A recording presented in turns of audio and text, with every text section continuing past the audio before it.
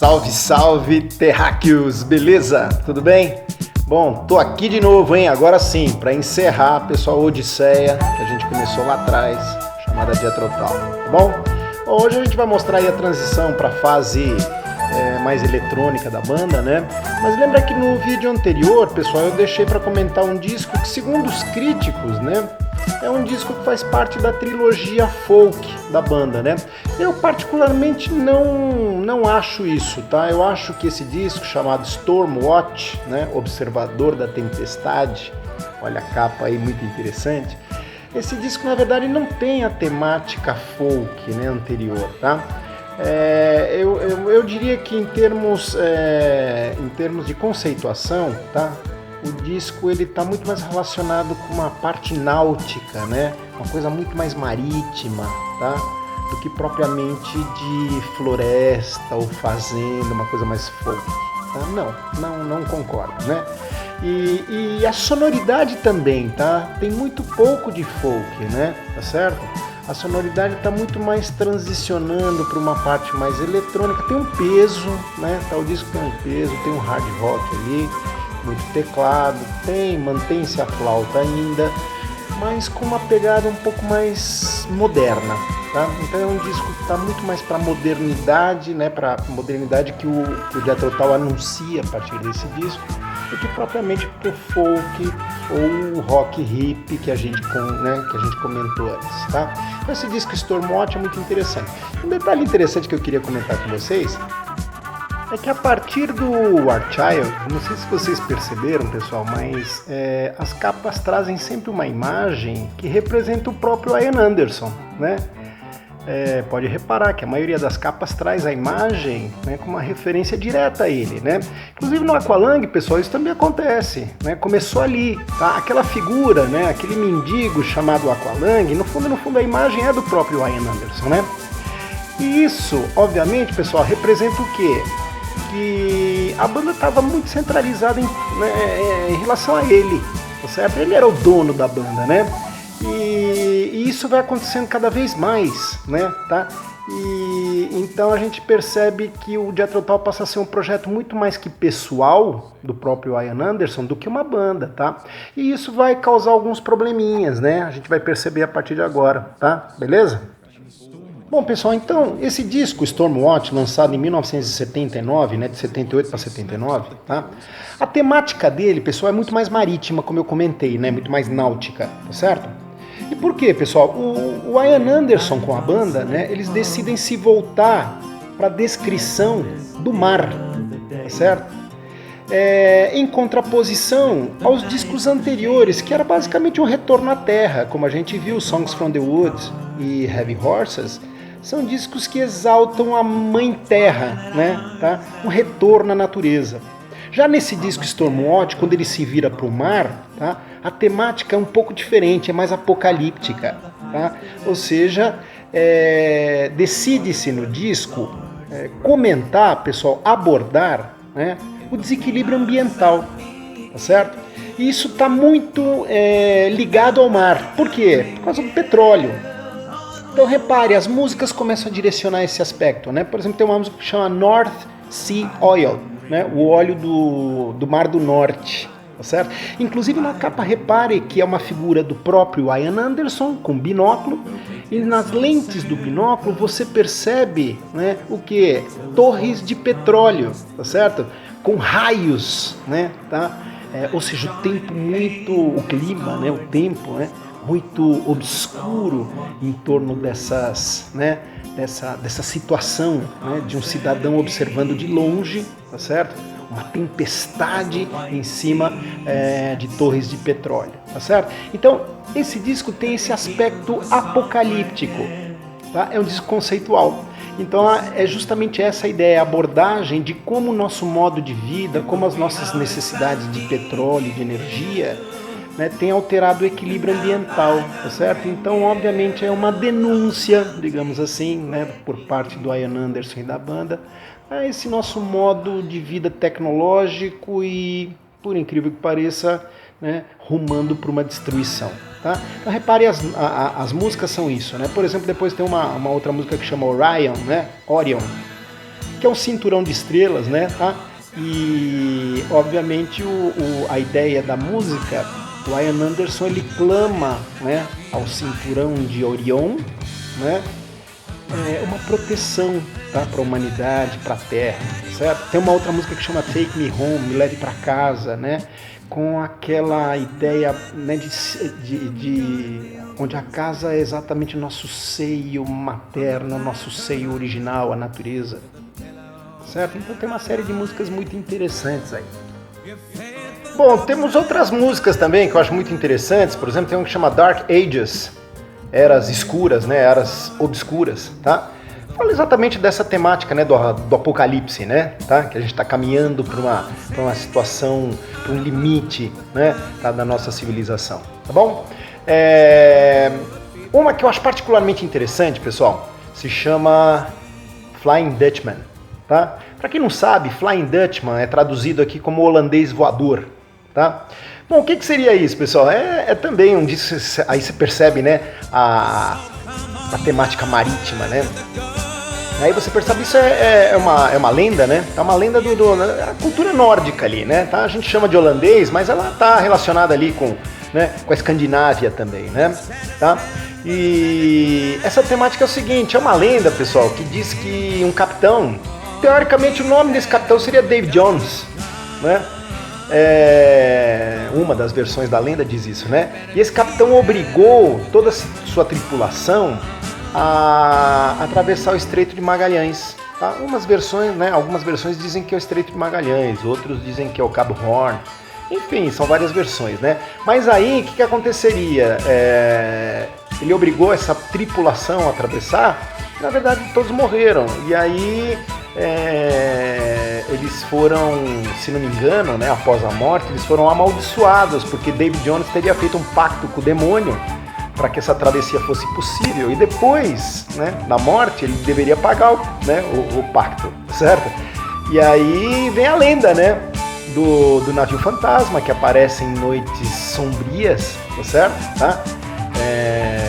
Justamente, né, para roubar as almas, né, das pessoas perdidas no oceano, tá? Interessantíssimo isso, né? Tá? É muito legal essa lenda, tá? E aí você percebe esse clima náutico, escandinavo, né? Tá? Extremamente nórdico, né? Certo? Que eu acho muito legal. Bom, então chegamos finalmente aí, pessoal, no ano de 1980. Aí sim, pessoal, o Jethro Tull realmente muda completamente seu som, tá? E eu digo, para pior. Por quê, pessoal? Porque a partir daí o som eletrônico começa a dar manifestações. E uma coisa chata, tá? É exatamente a partir de 80 que aquela centralização, né, da banda em função do Ian Anderson acontece com mais intensidade. Ou seja, o Jethro Tull passa a ser um projeto pessoal do Ian Anderson, tá? Então, a formação muda. Por exemplo, né, John Glasscock já não estava mais, tinha falecido, tá bom? O próprio John Evan já tinha saído, Barrymore Barlow saiu, tá? Então a banda, ela ficou desfalcada, tá? Só o Martin Baird do lado dele.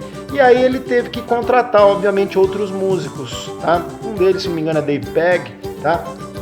E também continuou um bom tempo na banda, né? Mas o fato é que a formação mudou e agora parece que o Jethro Tull era um projeto puramente individual, tá? Isso é nítido, né? O disco, tá, lançado em 80, se chama Ei, tá? Eu particularmente acho péssimo esse disco, tá? Tem uma outra música, né? Tem uma que eu acho que é uma instrumental, que chama The Pine Martins Dick, tá? Essa é razoável, essa que tá rolando aí, né? Tem uma que chama Crossfire, Flying Dade Flyer, mas olha, realmente é um disco que não atrai em nada, tá? Eu, sinceramente, não vou perder meu tempo com ele, tá bom? Beleza? Agora, olha que interessante, a partir daí, o próximo disco que vem realmente é uma surpresa, tá? Eu considero uma surpresa, tá bom? Por quê? Porque já estava, obviamente, indicado que o som do Jethro Tull seria essa coisa eletrônica e mais vazia, tá? Agora, em 1982, se não me engano, tá? Sai um disco chamado Jethro Tull, The Broadsword and the Beast, tá? Gente, começa pela capa, que eu acho fantástica, né? Então repara aí a capa, né? O que você vê na capa aí? Eu acho que esse disco vale a pena comentar. Essa capa, por exemplo, você vê um ser Eu diria que é uma mistura de um ser grego, né, uma fúria, tá? As fúrias eram aqueles seres gregos que tinham asas, né, tá? De morcegos que voavam, né?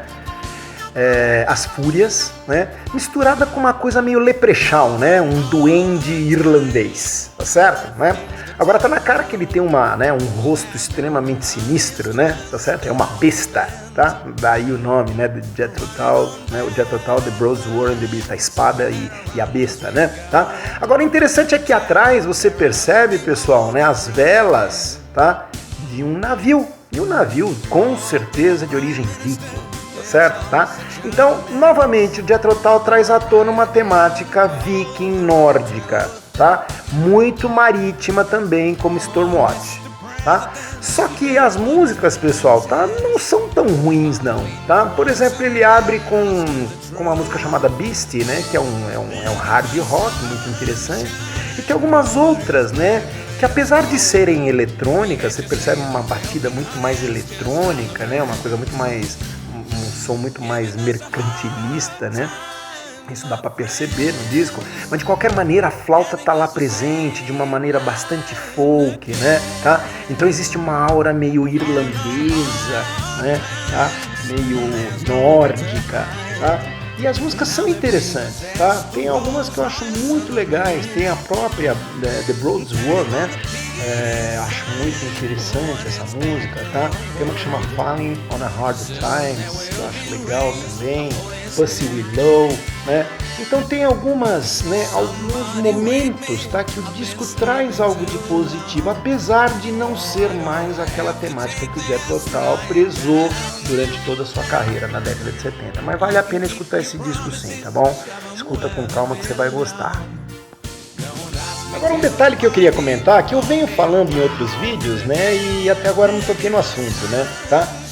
Gente, essa temática nórdica que aparece no Jethro Tull desde o começo, repara, tinha uma música que chamava Cold Wind of Valhalla, lembra que a gente comentou, tá?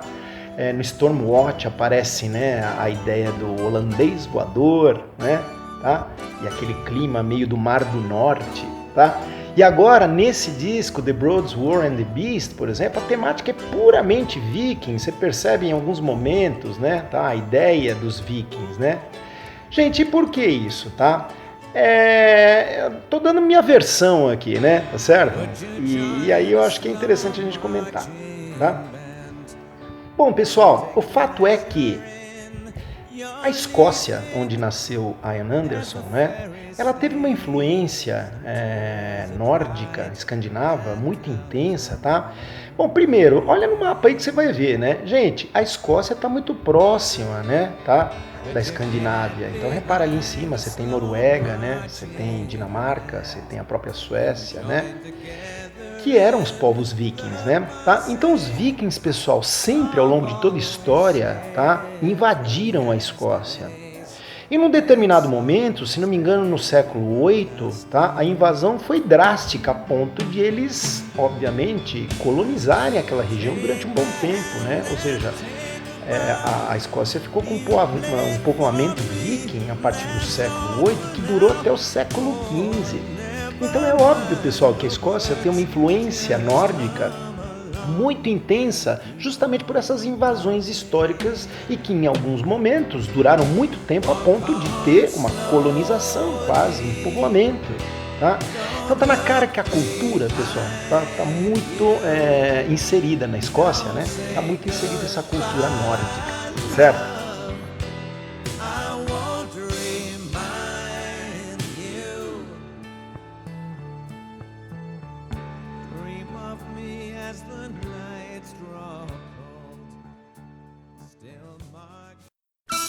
Bom, pessoal, a partir daí então, tá?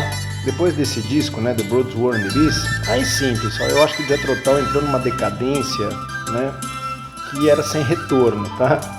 E eu acho o seguinte, os caras tiveram que ir se acostumando a um novo modelo de música, a um novo modo mercantilista de música, né? Então os caras tiveram que, obviamente, mudar um pouco, né? Porque senão eles saíam do mercado, tá certo? Então, por exemplo, em 1984 eles lançam um disco que eu acho muito ruim, tá? Chama Under Wraps, tá certo? Realmente bem pop, tá certo? né? Muito vazio, tá certo? Aí, se não me engano, em 87, tá? Eles lançam um também, chamado Crest of Maeve, tá? Também um disquinho muito vazio, né?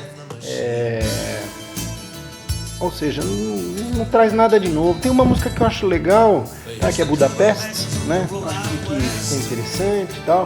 E tem uma outra que saiu como bônus, tá?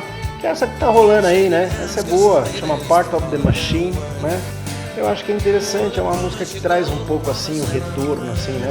A ideia básica assim do folk, né? Agora você percebe que é muito pop de qualquer maneira, certo? Bom, aí na sequência, em 89, eles lançam o Rock Island, tá? O disco também fraquinho, tá certo? Realmente é na mesma pegada dos outros que eles vinham fazendo, né? Tá? Agora em 91, tá? Existe uma luz no fim do túnel, tá? Eles lançaram um disco que chama Catfish Rising, né? Eu acho particularmente, claro, né? É um disco sem muita pretensão, né? Mas é um disco que parece um retorno à velha, né? É exatamente aquela temática que a gente conhece como Jethro Tull, né? Aquele folk, aquela coisa um pouco mais densa, né? Então eu acho particularmente um disco interessante. Vale a pena você escutar esse Catfish Rising, tá? Por quê? Porque tem um folk ali, volta a flauta, dá a impressão que você tá naquela época ali do War Child, né? Do Too Old to Rock and Roll, Too Young to Die, tá bom? Minstrel in the Gallery, né? Então eu acho que tem assim um up ali, tá certo? Tá? É um disco que eu acho que vale a pena você ouvir, tá? Bom, aí na sequência, pessoal, tá? Em 95 tem o Root to Branches, tá? Que eu acho fraquinho, tá? Um disquinho fraquinho. Na sequência tem o jtal.com, também fraquinho, tá certo? Agora eu acho que vale a pena. Em 2003, pessoal, eles lançaram um disco, tá? Que eu particularmente gosto, tá? Talvez seja porque eu tô ficando mais velho e mais saudoso, né? Mas eles lançaram um disco que se chama Jethro Tull The Christmas Album, né? Ou seja, o álbum do Natal, tá certo?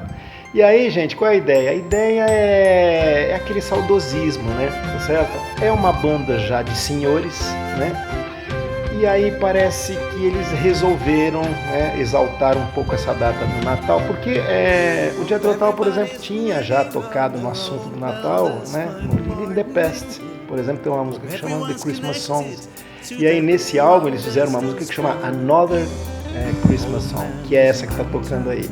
Cara, e na boa, tá? Realmente é um disco, diria, para terceira idade, né, para se tocar no dia 24 de dezembro com a família, tá? Mas olha, interessante, tá? Toca o coração da gente sim, né? Ou seja, os caras sabem o que estão fazendo. E nós que somos saudosistas, né? Eu particularmente, Jethro Tull, cresci escutando Jethro Tull, pô, sempre me emociono, tá? Quando escuto essa coisa, esse retorno, tá? Aos bons anos, né? Tá certo? Tá? E aí esse disco realmente traz isso muito à tona, né? E vale a pena escutar, tá bom? Beleza, então eu acho que encerramos por aqui, pessoal, depois de 4 vídeos falando dessa incrível banda, né? Com líder escocês, tá certo? Né? Que fez essa travessia ao longo de 50 anos aí, né? Mais de 50 anos, tá? De rock. É um dos dinossauros do rock, né? Uma das maiores bandas de todos os tempos, certo? Tá? E agora, para encerrar, gente, um convite. Parece que em 2020 Jethro Tull volta ao Brasil, tá? A primeira vez que eles vieram foi em 1986. Eu tive esse privilégio de vê-los, tá? No ginásio do Ibirapuera, né? Em 1990, no Olímpia, tá? Também participei do show, fui, né? E a partir daí eles voltaram várias vezes ao Brasil. E parece que agora em 2020, não sei se é em março, em abril, talvez eles façam a sua última grande turnê, encerrando, né, essa grandiosa, né, travessia que eles fizeram. Tá certo? Tá? Então, prazer estar com vocês aqui, pessoal, né? E você que curte o som, tá? Vê se você não curte essa aí, ó. Um abraço, aumenta o som aí. Fighting out there this Christmas morning, yeah. Maybe there's always time for another Christmas song. Old man, he's asleep now. He's got appointments to keep now, dreaming of his sons and daughters, proving that the blood is strong.